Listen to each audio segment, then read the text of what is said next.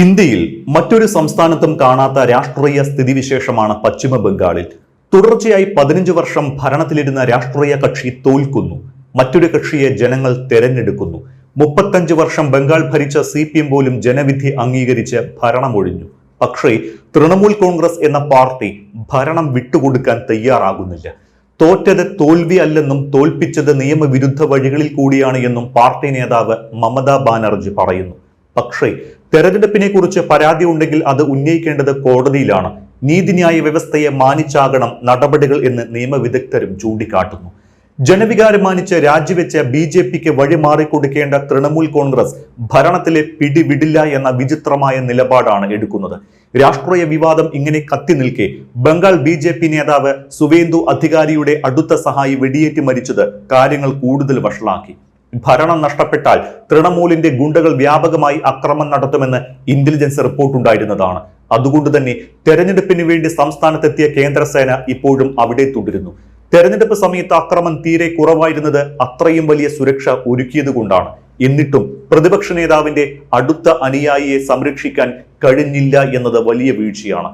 സിനിമയിൽ കാണുന്നത് പോലെയായിരുന്നു കൊലപാതകം എന്നാണ് റിപ്പോർട്ടുകൾ സൂചിപ്പിക്കുന്നത്. സുവേന്ദു അധികാരിയുടെ പേഴ്സണൽ അസിസ്റ്റന്റ് ചന്ദ്രനാഥ് ദത്ത് സഞ്ചരിച്ച കാറിനെ 2 ബൈക്കുകളിലായി 4 പേർ പിന്തുടർന്നിരുന്നു. പെട്ടെന്ന് ഒരു കാർ ചന്ദ്രനാഥ് ദത്തയുടെ കാറിന് കുറുകെ വന്ന് നിർത്തി. ഈ സമയം ബൈക്കിലെത്തിയവർ ചന്ദ്രനാഥ് ദത്തയ്ക്കും ഡ്രൈവർക്ക് നേരെ വെടിവെച്ചു. അക്രമികൾ ഹെൽമെറ്റ് വെച്ചിട്ടില്ലായിരുന്നുവെന്ന് CCTV ദൃശ്യങ്ങളിൽ നിന്ന് വ്യക്തമാണ്. അവർക്ക് ആരെയും ഭയമില്ല എന്ന് കാട്ടാനാണ് ഹെൽമെറ്റ് ഒഴിവാക്കിയത് എന്ന് വിലയിരുത്തപ്പെടുന്നു. ചന്ദ്രനാഥ് ദത്തിനെ കൊലപ്പെടുത്താൻ ഉപയോഗിച്ചതാകട്ടെ ഗ്ലോക്ക് വിഭാഗത്തിൽപ്പെട്ട ആധുനിക കൈത്തോക്ക്. സാധാരണ ക്രിമിനലുകൾക്ക് ഈ തോക്ക് കിട്ടാൻ സാധ്യതയില്ല. വിദേശത്ത് നിന്ന് എത്തിച്ചതാകാം ഈ ആയുധമെന്ന നിഗമനവുമുണ്ട്. അങ്ങനെയെങ്കിൽ ചൈനയിൽ നിന്ന് ബംഗ്ലാദേശ് വഴി എത്തിച്ചതാകാം ഈ ഒരു തോക്ക്. അങ്ങനെയെങ്കിൽ ഈ കൊലപാതകത്തിന് വലിയ രാഷ്ട്രീയ മാനം കൂടി ഉണ്ടാകും. തൃണമൂൽ കോൺഗ്രസിന് ഭരണം നഷ്ടപ്പെടാൻ പല കാരണങ്ങളുണ്ട്. തൃണമൂലിനെ ഭരണത്തിൽ നിലനിർത്തിയ ഘടകങ്ങൾ തന്നെയാണ് അവരെ തോൽപ്പിച്ചതും. തൃണമൂലിന്റെ പല പ്രാദേശിക നേതാക്കളും ഗുണ്ടാ നേതാക്കളായിരുന്നു. അവരായിരുന്നു വലിയ നേതാക്കളുടെ ശക്തി. സന്ദേശ് ഖാലി സംഭവം അതിന്റെ ഉദാഹരണം. ലൈംഗിക അതിക്രമം, ഭൂമി തട്ടിയെടുക്കൽ തുടങ്ങിയവ വർഷങ്ങളായി നടത്തിവന്ന ഷാജഹാൻ ഷെയ്ഖ് എന്ന തൃണമൂൽ നേതാവിനെ പോലീസും സഹായിച്ചു. ഷാജഹാൻ ഷെയ്ഖിനെതിരെ സ്ത്രീകൾ തന്നെ മുന്നിട്ടിറങ്ങിയപ്പോഴാണ് മുഖ്യമന്ത്രി മമതാ ബാനർജി പോലും പ്രതികരിച്ചത്. ആ സംഭവം പക്ഷേ സംസ്ഥാനത്തെ സ്ത്രീകളുടെ മനസ്സിൽ തൃണമൂൽ ഭരണത്തിനെതിരായ വികാരമുണർത്തി. കഴിഞ്ഞ വർഷം RG ഘർ ആശുപത്രിയിൽ മെഡിക്കൽ വിദ്യാർത്ഥിനി ബലാത്സംഗം ചെയ്യപ്പെട്ട സംഭവം സ്ത്രീ മനസ്സുകളെ കൂടുതൽ വിഹുലമാക്കി. കേസിലെ പ്രതിക്കും തൃണമൂലുമായി ബന്ധമുണ്ടായിരുന്നു. കൊല്ലപ്പെട്ട പെൺകുട്ടിയുടെ മാതാപിതാക്കളോട് ഭരണകൂടം കാട്ടിയ കരുണയില്ലായ്മ ശരിക്കും തൃണമൂലിന്റെ തോൽവിക്കുള്ള പ്രധാന കാരണങ്ങളിൽ ഒന്നാണ്. നിയമസഭാ തെരഞ്ഞെടുപ്പിലെ കനത്ത തോൽവിക്ക് പിന്നാലെ മമതാ ബാനർജിയുടെ ഏറ്റവും വിശ്വസ്തരായ മുതിർന്ന ഉദ്യോഗസ്ഥർ സ്ഥാനമൊഴിഞ്ഞത് വരാനിരിക്കുന്ന രാഷ്ട്രീയ കൊടുങ്കാറ്റിന്റെ ലക്ഷണമാണ്. മുൻ ചീഫ് സെക്രട്ടറിമാരായ ആലാപൻ ബന്ദോപാധ്യായ, HK ദ്വിവേദി എന്നിവരാണ് മുഖ്യ ഉപദേശക സ്ഥാനം രാജിവെച്ചത്. പ്രിൻസിപ്പൽ സെക്രട്ടറി മനോജ് പന്ത്, സാമ്പത്തിക വിദഗ്ധനായ അഭിരൂപ് സർക്കാർ എന്നിവരും രാജിവെച്ചു. കേന്ദ്ര സർക്കാരുമായുള്ള തർക്കങ്ങളെ തുടർന്ന് വിരമിച്ച ശേഷം മമതയുടെ പ്രത്യേക ഉപദേഷ്ടകനായി നിയമിതനായ വ്യക്തിയാണ് ആലാപൻ ബന്ദോപാധ്യായ. മമതാ ബാനർജിയുടെ ഭരണത്തിൽ പ്രത്യേക സ്വാധീനമുള്ളവരായിരുന്നു ഇവരെല്ലാം. ഭരണം നഷ്ടപ്പെട്ടപ്പോൾ മമതയെ ഒറ്റയ്ക്കാക്കിയാണ് ഇവർ പോയത്. തെരഞ്ഞെടുപ്പിൽ കൃത്രിമം ആരോപിച്ച് രാജിവെക്കാൻ മമത തയ്യാറാകാത്ത സാഹചര്യത്തിൽ ബംഗാളിന്റെ വിവിധ ഭാഗങ്ങളിൽ സംഘർഷം പൊട്ടിപ്പുറപ്പെട്ടിരിക്കുകയാണ്. BJP നേതാവ് സുവേന്ദു അധികാരിയുടെ പേഴ്സണൽ അസിസ്റ്റന്റ് അടക്കം 6 പേരാണ് തെരഞ്ഞെടുപ്പ് ഫലം വന്ന് 3 ദിവസത്തിനകം കൊല്ലപ്പെട്ടത്.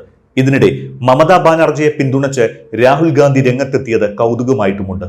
പശ്ചിമ ബംഗാളിൽ തൃണമൂലിനെതിരെ മത്സരിച്ച പാർട്ടിയാണ് കോൺഗ്രസ്. പക്ഷേ തൃണമൂൽ കോൺഗ്രസിനേറ്റ കനത്ത പരാജയത്തിൽ ആഹ്ലാദ പ്രകടനം നടത്തിയ സ്വന്തം പാർട്ടിയിലെയും മറ്റ് പ്രതിപക്ഷ പാർട്ടികളിലെയും നേതാക്കളെ രാഹുൽ ഗാന്ധി രൂക്ഷമായി വിമർശിച്ചു. ഈ ആഹ്ലാദ പ്രകടനം തരംതാന്ന രാഷ്ട്രീയം എന്നായിരുന്നു രാഹുലിന്റെ പ്രതികരണം.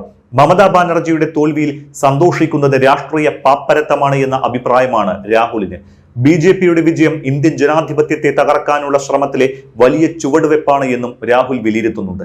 SIR നടപടിയിലൂടെ 90 ലക്ഷം വോട്ടർമാരെ ഒഴിവാക്കിയതാണ് തൃണമൂലിന് ഭരണം നഷ്ടപ്പെടാൻ കാരണമെന്ന് മമതയും രാഹുൽ ഗാന്ധിയും കരുതുന്നു. എന്നാൽ വോട്ടിംഗ് രീതി പരിശോധിച്ചാൽ ആ 90 ലക്ഷം വോട്ടുകളും തൃണമൂലിനെ രക്ഷിക്കില്ലായിരുന്നുവെന്ന് തെരഞ്ഞെടുപ്പ് വിദഗ്ധർ പറയുന്നുണ്ട്. ഭരണവിരുദ്ധ വികാരം ആഞ്ഞടിച്ചതുകൊണ്ടാണ് വോട്ടിംഗ് ശതമാനം 90 കടന്നത്. ജനങ്ങളുടെ തീരുമാനം അത് ശക്തമായി അറിയിച്ചതാണ് വോട്ടെടുപ്പ് ദിനം കണ്ടത്. അതിന്റെ ഫലം വോട്ടെണ്ണൽ ദിനത്തിലും ദൃശ്യമായി. BJPയെ ജനങ്ങൾ സ്വീകരിച്ചത് തൃണമൂൽ കോൺഗ്രസ് സർക്കാരിന് ബദലായതുകൊണ്ടാണ്. BJP നേതാക്കളുടെ വാഗ്ദാനങ്ങളല്ല, തൃണമൂലിനോടുള്ള പേടിയാണ് സ്ത്രീകളെ ഉൾപ്പെടെ ബൂത്തുകളിൽ എത്തിച്ചത് എന്നാണ് തെരഞ്ഞെടുപ്പ് വിദഗ്ധരുടെ വിലയിരുത്തൽ. തോൽവിക്ക് തെരഞ്ഞെടുപ്പ് കമ്മീഷനെ മമത കുറ്റപ്പെടുത്തുമ്പോഴും പശ്ചിമ ബംഗാൾ കണ്ട ഏറ്റവും സമാധാനപരമായ തെരഞ്ഞെടുപ്പാണ് ഇത്തവണ നടന്നത്. ഭരണ നേതൃത്വത്തോട് അടുത്തുനിന്ന ഉദ്യോഗസ്ഥരെ സ്ഥലം മാറ്റി, നിഷ്പക്ഷരല്ല എന്ന് കണ്ടെത്തിയ ഉദ്യോഗസ്ഥരെ തെരഞ്ഞെടുപ്പ് ജോലികളിൽ നിന്ന് ഒഴിവാക്കി, തൃണമൂലിന് വേണ്ടി പ്രവർത്തിക്കുന്നു എന്ന് സംശയിച്ച് പോലീസ് ഉദ്യോഗസ്ഥരെ ഉൾപ്പെടെ മാറ്റി. അങ്ങനെ തെരഞ്ഞെടുപ്പിൽ തൃണമൂലിന് ഭരണത്തിനുള്ളിൽ നിന്നുള്ള സഹായങ്ങൾ ഒഴിവാക്കാൻ തെരഞ്ഞെടുപ്പ് കമ്മീഷന് കഴിഞ്ഞു. CPM ഭരിച്ചിരുന്ന കാലത്ത് ബൂത്ത് പിടുത്തം വ്യാപകമായിരുന്നു അവിടെ. CPM ഗുണ്ടകളെ അടിച്ചേൽപ്പിച്ച് തൃണമൂൽ ഭരണത്തിലെത്തി. അപ്പോൾ CPM ഗുണ്ടകൾ തൃണമൂലിന്റെ ഗുണ്ടകളായി. മൂർഖൻ പോയി കരിമൂർഖൻ വന്നു എന്ന അവസ്ഥയായി ജനങ്ങൾക്ക്. കേരളത്തിൽ തൊഴിൽ തേടിയെത്തിയ ബംഗാളിൽ നിന്നുള്ള തൊഴിലാളികൾ ഇത് പലപ്പോഴും പറഞ്ഞിട്ടുള്ളതാണ്. ഭരണം മാറിയ ആശ്വാസത്തിലാണ് അവരും. ദേശീയ രാഷ്ട്രീയത്തിലേക്ക് നോക്കിയാൽ മമതയുടെ തോൽവി ഇന്ത്യ മുന്നണിക്ക് വലിയ ക്ഷീണമാണ്. പ്രധാനമന്ത്രി നരേന്ദ്രമോദിയോട് അടിച്ചു നിൽക്കാൻ കെൽപ്പുള്ള ഒരേ ഒരു നേതാവ് എന്നതായിരുന്നു മമതയ്ക്ക് ഇന്ത്യ മുന്നണിയിലുള്ള പ്രതിച്ഛായ. കാരണം ഭരിക്കുന്ന സംസ്ഥാനത്തെ ശക്തമായ സ്വാധീനവും നരേന്ദ്രമോദിയെയും അമിത്ഷായെയും വെല്ലുവിളിക്കാനുമുള്ള ധൈര്യവും അവർക്കുണ്ടായിരുന്നു. തമിഴ്നാട്ടിൽ MK സ്റ്റാലിന്റെ തോൽവിയും ഇന്ത്യ മുന്നണിക്ക് തിരിച്ചടിയാണ്. മുന്നണിയിൽ കോൺഗ്രസ് വീണ്ടും ശക്തമാകുമെന്ന ആശങ്ക സമാജ്വാദി പാർട്ടി ഉൾപ്പെടെയുള്ള കക്ഷികൾക്കുണ്ട്. കോൺഗ്രസ് വല്യേട്ടൻ കളിച്ചാണ് പല സംസ്ഥാനങ്ങളിലും ഭരണം പിടിക്കാൻ കഴിയാതെ പോയത്. ഇനി വീണ്ടും അത് കാണേണ്ടി വരും. തമിഴ്നാട്ടിൽ DMK-ക്കൊപ്പം ദശകങ്ങളായി നിന്ന കോൺഗ്രസ് ഇപ്പോൾ വിജയിയെ പിന്തുണയ്ക്കുന്നത് ഇന്ത്യ മുന്നണിയുടെ അസ്തിത്വത്തിന് തന്നെ ഭീഷണിയാണ്. DMK ഇന്ത്യ മുന്നണിയിൽ അംഗമാണ്, വിജയുടെ TVK അംഗമല്ല താനും. ഇന്ത്യ മുന്നണിയോട് പലതവണ ഇടഞ്ഞു നിന്നിരുന്ന മമതാ ബാനർജി ഒറ്റയ്ക്ക് തീരുമാനമെടുക്കുകയും ചിലപ്പോഴൊക്കെ BJPക്കെതിരെ സ്വന്തമായി പ്രസ്താവനകൾ ഇറക്കുകയും ചെയ്തിരുന്നു. ഇന്ത്യ മുന്നണിയിൽ CPM-ഉം അംഗമായതിനാൽ മുന്നണി തീരുമാനങ്ങളെ മാനിച്ചിരുന്നില്ല മമത. പശ്ചിമ ബംഗാളിൽ മുന്നണിയായിട്ടല്ല തൃണമൂൽ മത്സരിച്ചത്. ഇന്ത്യ മുന്നണിയിൽ ഒരുമിച്ച് നിൽക്കുന്ന കക്ഷികൾ ബംഗാളിൽ വിക്കറ്റിച്ച് പരസ്പരം മത്സരിച്ചത് ഇത്തവണ തൃണമൂലിന്റെ വിക്കറ്റ് തെറിപ്പിച്ചു.